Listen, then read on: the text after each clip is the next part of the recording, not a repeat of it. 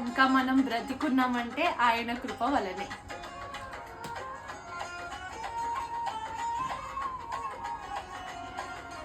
ఇంకా బ్రతికి ఉన్నామంటే కేవలము నీ కృపా,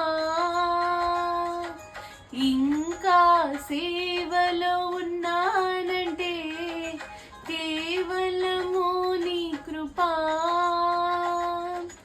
ఈ మంచితనము లేకున్నదో, ఈ మంచితనము లేకున్నదో కొనసాగించినది నీ కృప, నిలబెట్టుకున్నది నీ కృప, నీ కృప, నీ కృప. ఆకాశము కంటే ఎత్తైనది నీ కృప, నీ కృప. ఆకాశము కంటే ఎత్తైనది.